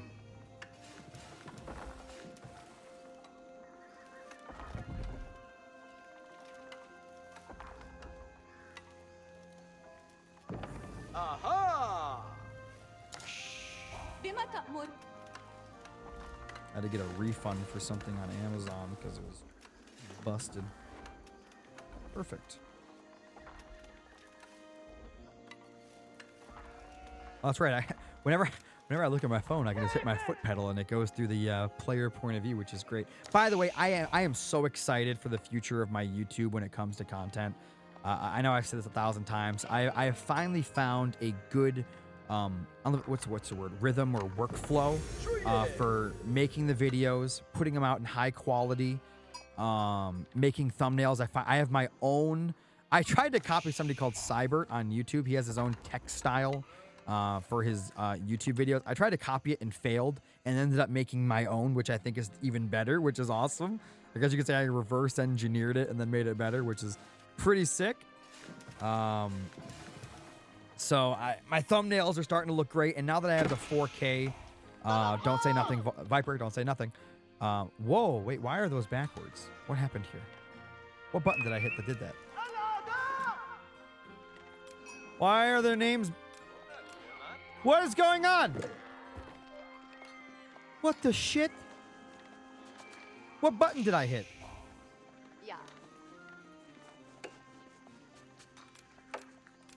What the?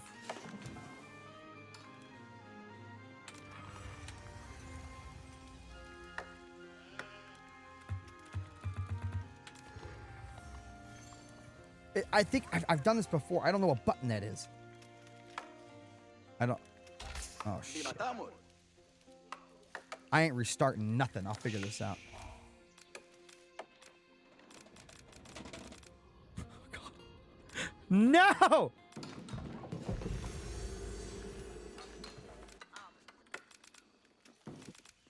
Wait, what if I do... ماذا؟ Hold on. Wait. What if I do... How is this?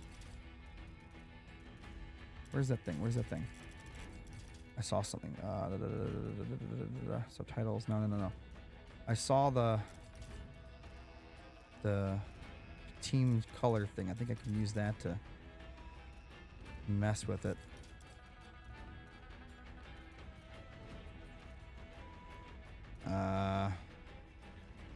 Shit.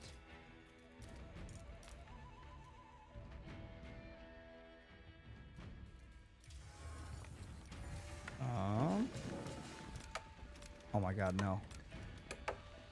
What is this? I'm gonna end up breaking my computer. I'm about to hit so many buttons. Oh shit. Oh no. I've seen this mirror dimension thing before and I fixed it. Oh my god, I'm making it worse. بما تأمر؟ Oh no.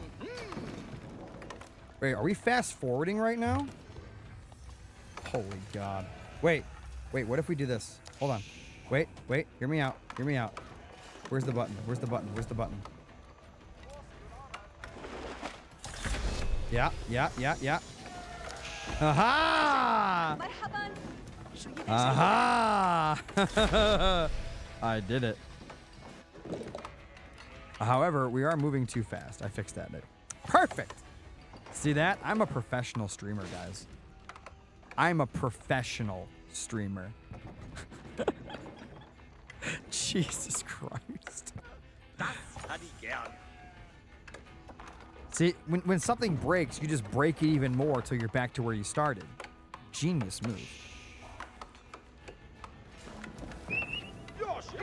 Now, obviously on this map, I think it's one of the more defensive maps. This and I believe, was it Hideout? Tend to make some pretty long games sometimes.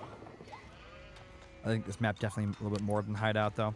Viper coming out of Order of the Dragon. He's scouting, getting some good information here. Back at home, he's getting quite a bit of wood. Where's his gold? He's got 2 on the gold right now. Order of the Dragon. I'm not gonna lie. I'm really excited to see him. I like Order of the Dragon. We end up seeing more Minework Palaces. I do want to say though, while I do see more Minework Palaces now because Order of the Dragon, their Aachen Chapel not as good. I don't see it used a lot. I've seen people build this and then go Castle Age. It doesn't make any sense. I want to see someone build this thing, build like 3 different, like do the 1-1-1, barracks, stable, and the archery range, and then just start throwing stuff at your opponent. And it works. It's nothing to do with Age of Empires. It's just RTS logic, period. Where it's very hard, especially early on, to deal with an army that's super dynamic and has their early upgrades. Because you can do swaps or transitions extremely easy with this building.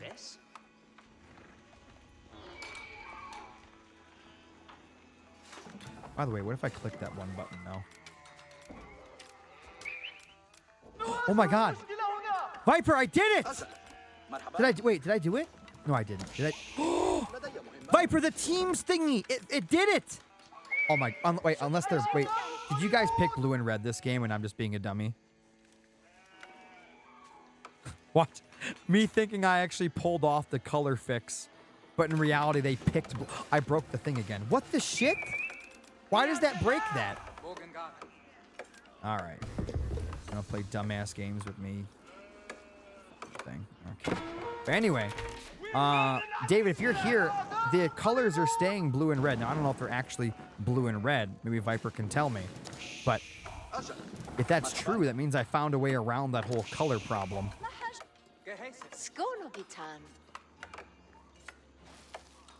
already going for quite a few farms here. It's interesting. I guess he's not feeling as comfortable to go out on the map, even though he should. Golden orange. Oh, so I fixed the color thing then. That's amazing. It's awesome, Void. Thanks for letting me know, man. Because that means I don't have to worry about the colors being bad, because I can just make it, I'll just do the team's color option. And that seems to have fixed the issue, which is awesome. So you guys can pick whatever colors you want in game, and then it's not going to affect my my streaming. Now, Viper already out here doing some great damage to the house. Can actually get a kill here.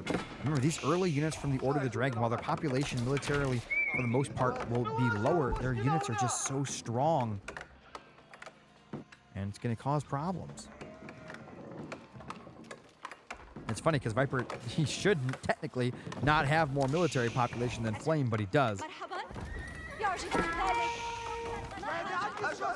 Archer's putting in some work right now.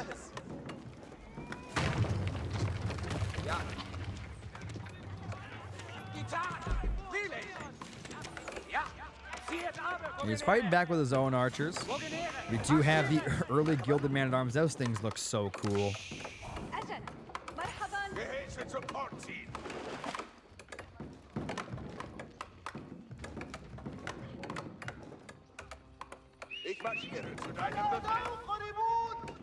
Yeah, these guys right here, I don't know what it is. The Gilded Man-at-Arms, like, I'm not gonna lie, like, especially when they get their upgrades, they just look so amazing. The black and gold with a little bit of red in there is just, oh, I love it.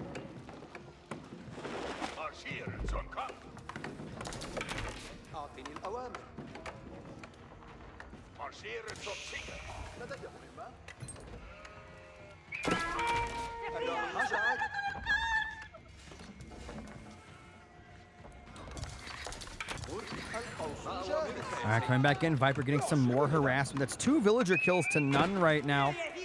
Flame just kind of trapped in his base. We actually go to his point of view, and we pull off that fog. I'm sorry, wrong person. We pull off that fog of war. Let me look at this. Look at the map, guys. Flame is like in his own little world, his own little bubble, and it's scary because you have no idea what's going on around on the map, and you're just sitting here hoping that you have enough to stop whatever your opponent may or may not have. And we're gonna find out here. Looks like Viper not messing around, going straight in here with a ram at about 10 minutes. I mean, however, though, Flame is getting some good amount of military on a field, but Viper is not stopping at all with his production. Viper, if you're out there, if you can answer me this, I don't want any spoilers or anything, but why not get more upgrades early on? I feel like having one less unit or whatever to get those amazing, cheap, and faster upgrades. I just feel like it's so worth it. Those upgrades are so good, especially on units where you're already prioritizing quality in the first place. Because, your Order of the Dragon units are just better. Now, he tried to come in there to take down that ram. He was unable to do so. He does have a lot of archers here, though. And it looks like he's going to back up for the moment. And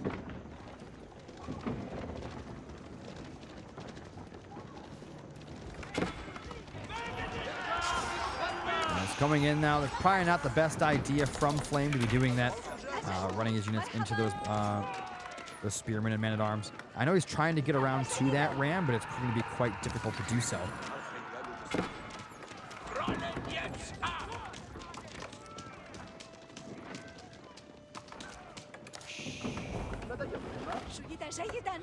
I mean, saying the upgrades are overkill, I would agree with you if the upgrades cost a normal amount, but I mean, I assume the Mine Palace works the same way as the Holy Roman Empire. Are the upgrades are better and cheap? I mean, they're cheaper and faster, right, or whatever it is. I mean, I just feel that you're and that's the thing as well, Void.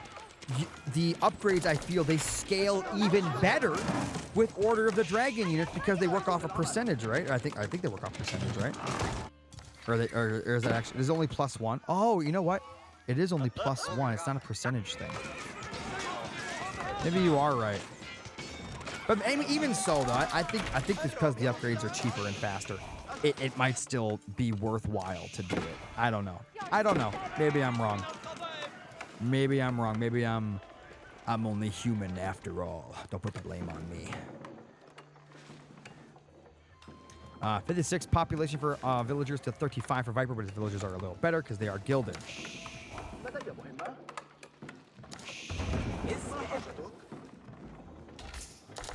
right, town center here. Able to hold on to a little bit of this location. Surprised there's not some archers like right here from Viper just hitting this wood line. That'd be massive.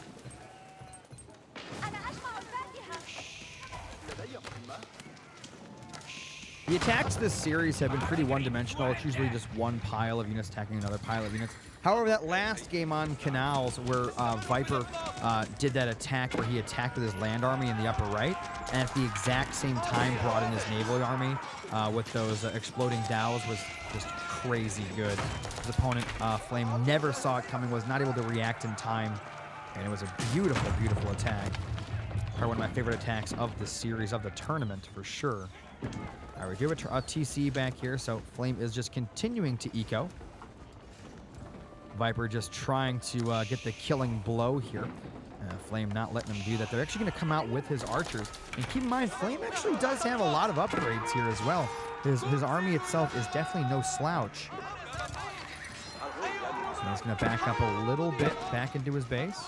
Again, that TC there will be very nice for defending this location. And down here, he's actually ecoing away on those bushes. Oh, here comes an archer here from Viper actually attacking that wood line. No spearmen in here, so I guess with enough horsemen, he could be okay. But again, gilded units are no joke. Very nice damage here from Viper. Up to 4 villager kills, about to be 5. And there it is. Pushing him back again. There are 3 rams being made here, ready to go in for the kill. I mean, look at that thing. He has an entire army attacking 1 unit, and he couldn't kill it. It's insane.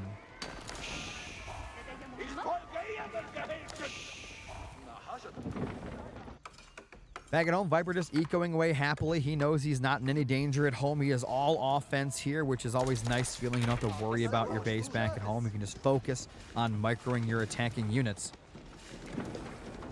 I like that he's trying to bring these horsemen around. He's going to start bringing those around the back. Maybe try to hit those rams. The problem is the rams are here.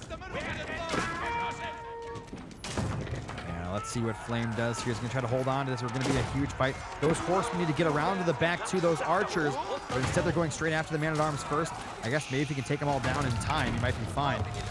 No villages in that TC right now. He's going to jump in now. And he's trying to hold it here. The army starting to equalize.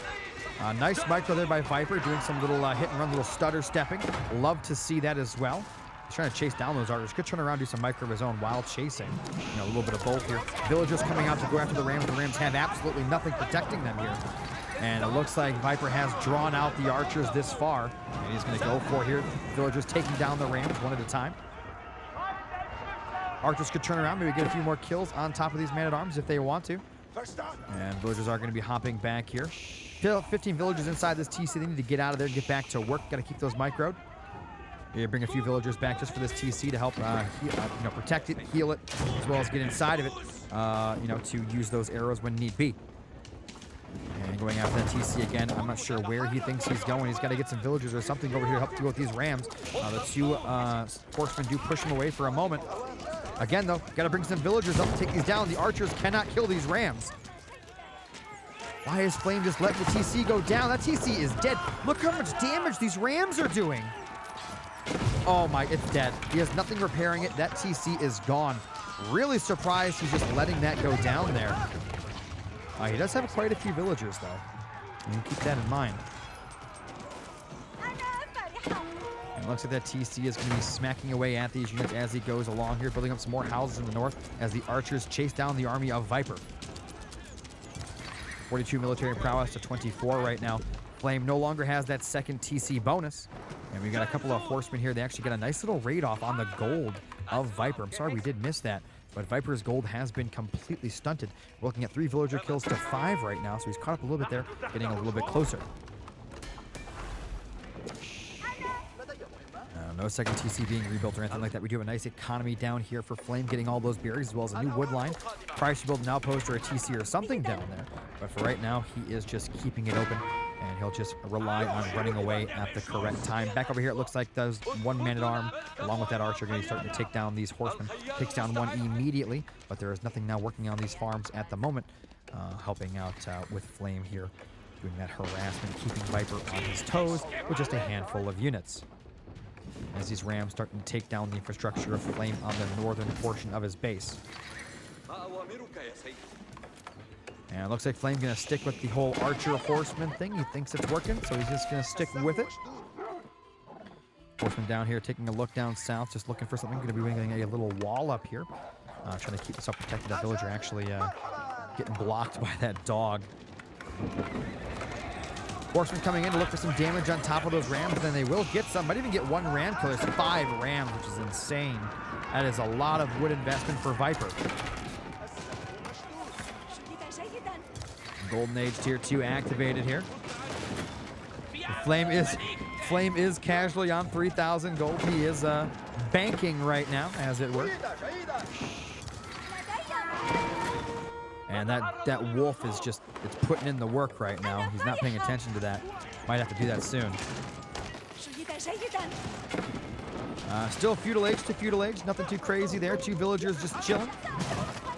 Archer's starting to come in, trying to get some counter damage. A lot of archers. Horsemen are at the ready. Probably should bring those around over here. Maybe start attacking from the side with those. Would not be the worst idea. Also having horsemen out here would be huge as well. So what would happen is if you actually brought your horsemen out to here to bring in to attack all the units that are coming in one at a time, it would force Viper to bring back his attacking units. And guess what? The rams are too slow to keep up with those units. That's when you bring your villagers forward and maybe a 1 or 2 extra horses to take down the rams, which would be a huge play. Now, attacking into the actual army itself with the horsemen is not a good play at all from Flame, and it might lose him his TC here. That was a horrific play from Flame. It looks like he was just a little bit under the pressure and forced into a decision. Now, is that decision a good idea? I don't think so. And as we're seeing here, it looks like Viper almost up twice the amount of score, and Flame might actually lose this game sitting on top of 3,000 gold. I feel like that gold could have been better used either many ways, either not getting the gold in the first place, focusing on other resources for other units, using the gold to actually buy upgrades, units themselves, or even buying your way to Castle Age. But it looks like we're not going to see that there. Viper going to be taking his win here, 4-1. Congratulations on your tournament victory. It was very, very nicely played. I will say I think the best play of the game was definitely that Canals game. I can't put enough emphasis on the fact that the way, I'm not sure if you did, I assume you did it on purpose, where you brought in your land army up top, and the second that you knew that he saw that army, you went in on the water and used those 2 exploding dows to take out that water army, which was just the chef's kiss of the series. Great job to Flame, though, as always, making yet again another finals appearance. Unfortunately, this time, however, Viper will be taking it. And I more than assume that Viper and Flame will be duking it out again in a month's time here on their next tournament.